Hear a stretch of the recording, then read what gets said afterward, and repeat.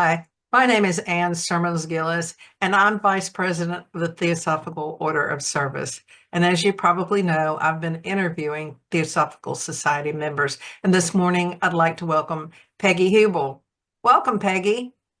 I am so glad to be here, Anne. Yay. My good friend. Yes, yes. So let's start at the very beginning. Where were you born? Um, I was born in Oakland, California, which is just across the border from where I live now, presently in San Leandro. But I have a caveat to that. Okay. When I was 6 months old, my parents moved to West Virginia, where my dad was born and raised. He was a coal miner. And um, we moved to a small coal mining community called Crab Orchard in West Virginia, southern West Virginia. But So, I'm back now. I'm back in California and so how long were you in West Virginia? until I was 14 years old. And then you came back to California? Yes. Well, I'll tell you, I don't meet many native Californians, people that were born in California and live in California. So you may be my first. Yes, yes, yes. Well, were you raised in a religion? I was raised in a religion. That is kind of a convoluted story, but the religion that I was raised in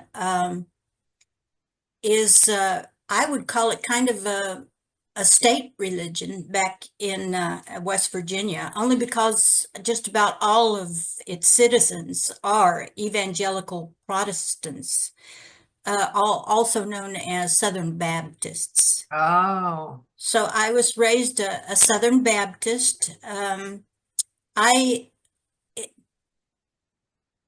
I have to kind of paraphrase that a little because my parents, both of them, wanted me to understand that there is a God, period. My mother was a Roman Catholic because she grew up here in California and she was first generation Portuguese here. And her mom and dad were firm Roman Catholics. And then she met my dad in the when he was being discharged from the Navy, and they fell in love, got married in Reno, Nevada, which is a horror story to my grandparents. And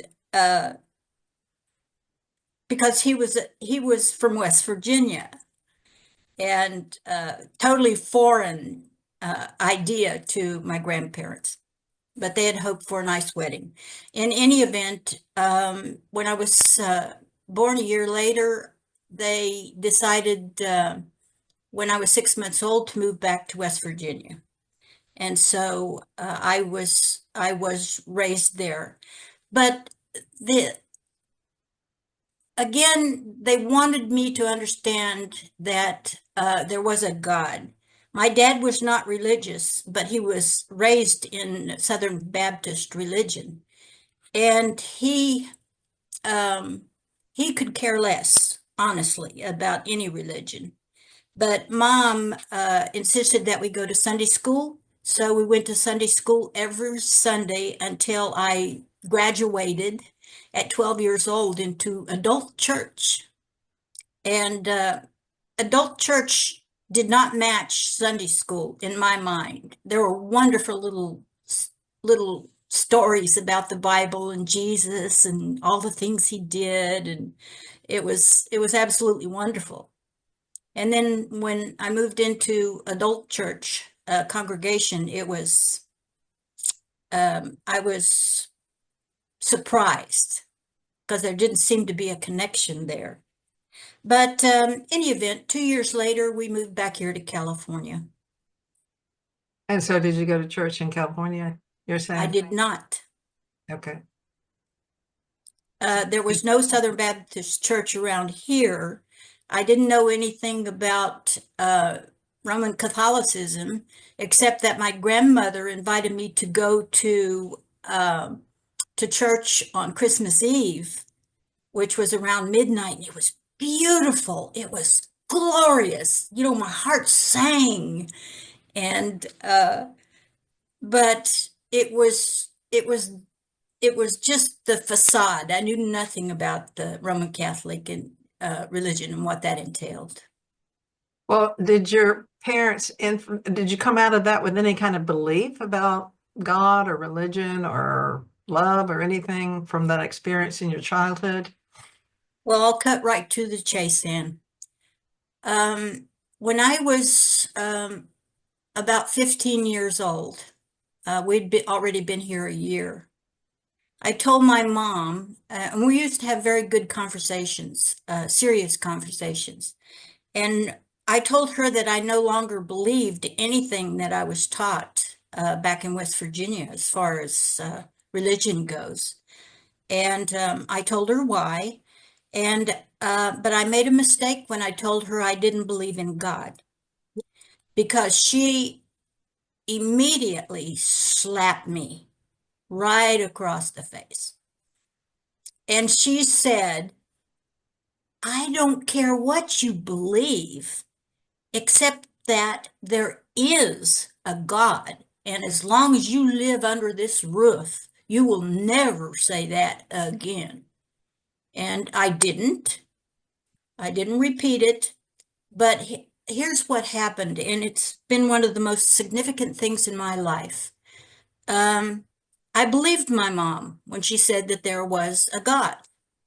And so I said, if it's not the God I was trained up to believe in, then I have to find the God that is present, is in everything, which is what Mom said. So is that And when your spiritual search, you're thinking this is when your spiritual search started at this point, over that? I believe so, but it also kind of mingled with a feeling that I was having in my heart, which I later come to understand as somewhat mystic. And this was many years later after I was married and had a couple of children. But yes, I would say that's when it started in earnest. Well, where did that search take you? I've always been an avid reader, and I would go to the public library out here, which my mom and dad would allow. I could go there as long as I wanted to. And I would also check out books, bring them home. But they were all based on mystically oriented philosophies. And I'll name a few. There was St. John of the Cross, St. Teresa of Avila. There was the Cloud of Unknowing.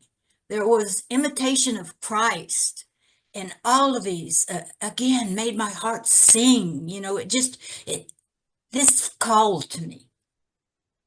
And then eventually This was later on, or this was earlier. This was before you're married. This was still when yes, you're at home. Okay. yes, but reading these books lasted all the interim until I did find Theosophy. And how did you find Theosophy? I ran out of mystical books to read. I turned around, and this is the truth. I turned around, and right behind me was a section called Theosophy. And it was only about a shelf whose subject matter was, well, there was about 2 feet of theosophical books. And the first book, and I'm not kidding, that I picked up was The Secret Doctrine. I opened The Secret Doctrine, I read a paragraph, flipped the pages, read another paragraph, and put it back on the shelf. No, this is not for me. And the next book I picked up was an Annie Besant book, much, much, much smaller, called In the Outer Court. And right then and there, I fell in love with the first page. And I stayed at the library until I'd read about half of it. And then I checked it out and came home.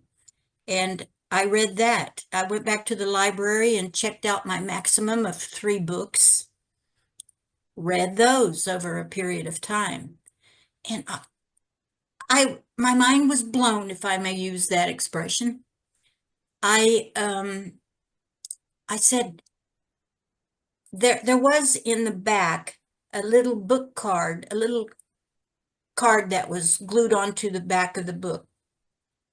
And it mentioned the Theosophical Society in Oakland with an address. And at that time, I was still living in San Leandro, but with my parents. And so I decided to go there. And I was all excited. I was going to meet the masters, because Annie Besant talked about those in some of the books. And I was so excited, I was practically bouncing all the way there on the bus. And I get there, and oh my goodness, they were closed for vacation, for summer vacation. I couldn't believe it. I said, oh my gosh. I eventually went there, and then the rest is history. But I made one mistake when I walked through the door for the first time. There was a lady taking care of the library there, and she said, "May I ask why you're here?" And I said, "Yes, I want to meet the masters." I named them, and she started laughing. She was trying to control herself, but she was making fun of me. Oh, no. And within I think a couple of months, I decided to join a society, and that little story had gotten around. One of the guys took me aside and explained everything to me. Okay. But it made sense. It made sense that everything that he said about the masters, and it just further deepened my thoughts about theosophy. Well, are there any particular theosophical teachers? Yeah, I know you read through the books that influenced you specific. I mean, I understand all of them did, but were there any favorite teacher or teachers or books? Um, I have to say that I didn't. There was nobody within that I knew personally that I could call a teacher. But I have to say that Annie Besant and her works meant more to me because they seemed to match the mystical books that I was reading more than any others. And so I read her until I ran out of books. And then I expanded to Leadbeater. And then I started going into the core materials, the Secret Doctrine, which I could not read. The only way I could get through that was to look up subjects in the index, where it listed all the pages that dealt with this particular subject. So I got a feel for the subject throughout the Secret Doctrine. And there was just no turning back. You know, all of Theosophy has turned out to be, as much as I understand it and as much as it pertains to my life, it has become my life philosophy. I changed completely how I looked at the world and how I looked at myself and all things because of Theosophy. Well, and just expanding on that, what would you say? So Theosophy has influenced your life principles and how you live. What would that be? What would your philosophy be based on your knowledge of Theosophy, which becomes your own knowledge because it Yes. lives in you. So what is your philosophy of life? What impressed me the most and has stayed with me more than any other thing is the idea that HPB put forward right in the proem of the Secret Doctrine, and that is the oneness of all life. That is the concept about the absolute and periodicity and all of this esoteric metaphysical concepts that's found in the very beginning of the secret doctrine.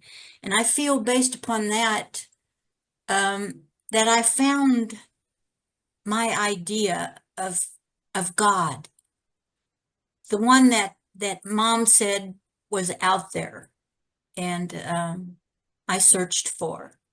And I didn't equate that to that slap until many years later. But I understand that that was what I was looking for, and I found it.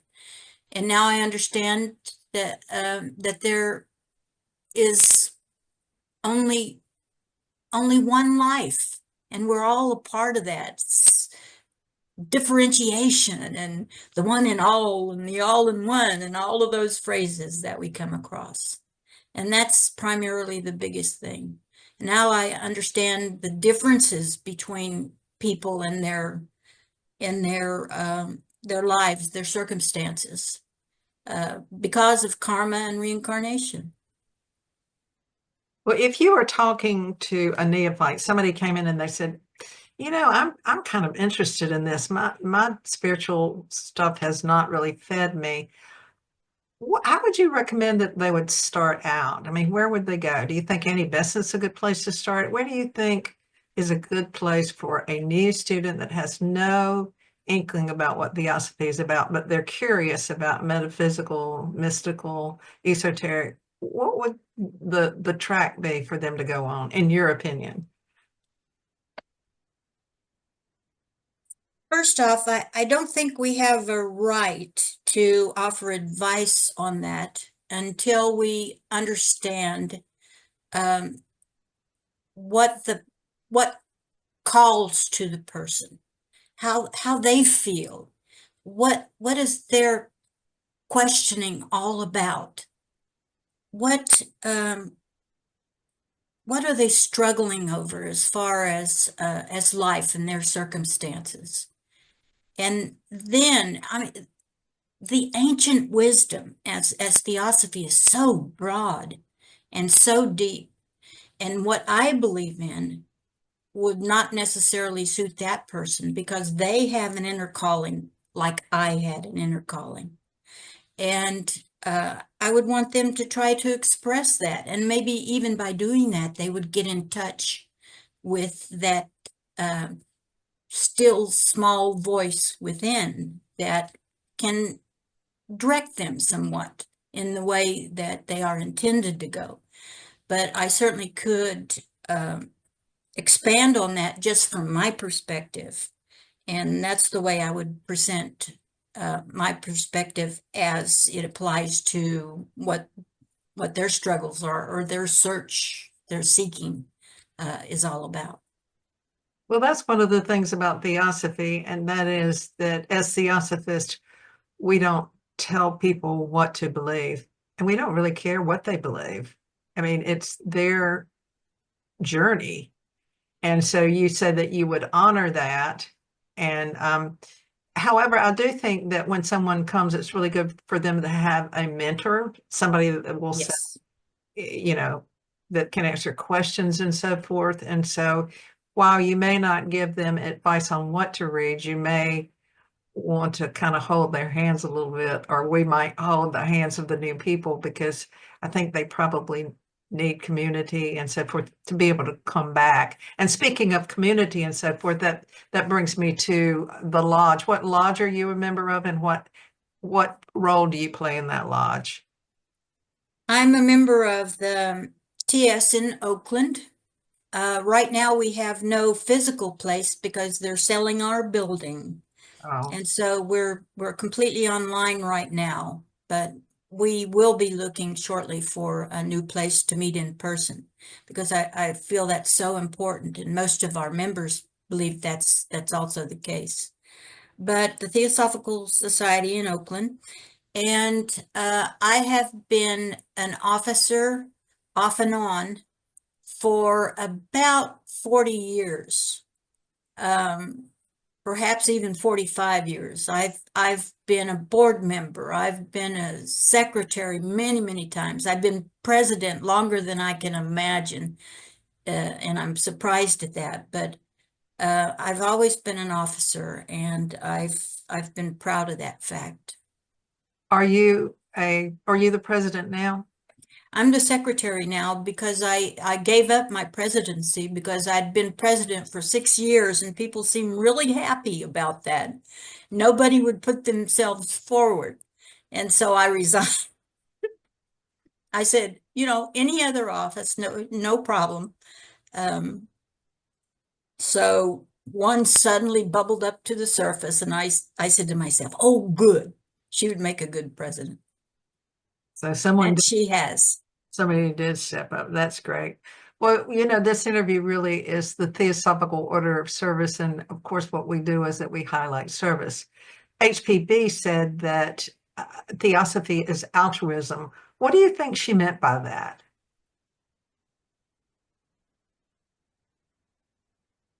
I believe that altruism is not being kind and generous and compassionate. And I don't think that we can really put a name to altruism. I think that altruism is a way of life. I think it's a higher way of life. It's beyond this ordinary type of, or rather ordinary definition of altruism that we usually see. But altruism is, again, a way of life where you don't put labels on it. You just be. You just are. You're just kind and considerate. And you're living the life and you don't even think about that. It's the way you grow. It's the way you do. And it is your way of being of service. You throw your whole life into it without even thinking about it. It's like breathing, I think I could say. Well, would you say if we move into the definition of service, do you say those are the same thing, or is there a difference between service and altruism? I believe that there is a difference, and service as we generally know it is being kind and generous and thoughtful and compassionate, doing our best to be that way. We may even have to think about it. Do I want to do this? To what degree do I want to do that? Or I am just too tired to involve myself because of many different circumstances. But nonetheless, service is helping people. And perhaps it's not all people, of course. We could start with our family, a family friend, or just one of our friends. Anybody, as a matter of fact, who we see that needs help. Maybe we can help, and maybe we know we can help, and so we do. And maybe that's just for this month. Maybe it's for, just for the moment. I think it's mentioned that a smile can do wonders, particularly to a homeless person who are the sad invisibles. And a smile can lift them up and tells them that they are seen. And if we just do that, I think we're being of service. Altruism, however, is not having to judge. You just do. You don't have to plan it. You just do it. Well, in terms of service, there's also different aspects. For example, you being president or all of the board things that you serve, that is service. And now you're on the board of directors of the Theosophical Society of America. And are you teaching in the Virtual Learning Center? What other positions do you hold? With my lodge, I give programs, and the newest one I am undertaking is first in a three-part series of Introduction to the Voice of the Silence. And I've completed the first one, and after the next two, I will be having a study group. on the Voice of the Silence. And it's been something I've thought about for a long time, and it's finally time that I do that. And I'm looking forward to it. But I've been asked to do a talk for the Portland, Oregon branch, which I will do after they tell me what they would like to hear. I've given them some suggestions, so they'll be replying to me fairly soon. But it's that type of thing. To me, service is, humanity is in such incredibly bad shape. I've never seen it more than I've seen it in the last few years. And, but I've always felt that it's my role to help this Theosophical Society put out that theosophical message of brotherhood primarily, that we're all a part of one. And then to disseminate the philosophy, because if there are people out there who can understand, who are searching for something, and hopefully it will be theosophical ideas about how we're all part of one thing. And once we understand this, perhaps things will get better. And the more they understand it, the sooner this will happen. And so I see service for theosophy as my primary goal. But I have been involved in practical aspects of service as well. And so could you name, and you know that, so you're talking about altruism and service as a way of life, which certainly it can be. I don't say that it is for everyone, but it can be. In the Theosophical Order of Service, we have encouraged action projects. And I know that they got somewhat taken aback by COVID. People were not getting together, and it's been hard to get things together. But have you participated in any TOS action projects? And if so, could you name one or two? Yes. I would like to start with a project that my lodge did, and that was to gather up items for the homeless. For instance, there are little rain jacket type covers. They're just plastic. They're very inexpensive, but it's more than what they have. And gloves, socks. We had a campaign for that, for all of these things. And we put together a little care package, so to speak, that had soap in it, that had combs, brushes, little inexpensive things, but things that they don't have and things that they might need. And that was very successful. How did you get those out? We actually had quite a homeless community around our area where we were meeting. And we would just go out, and there was two of us that went out and delivered those. And sometimes they slept at our doorway, sometime on benches, within a block or two. There was also a Catholic Charities area that homeless would hang out in. They felt safe there. And it was not difficult for the amount of little gift packages that we had. It was a very easy thing to do. It's easy.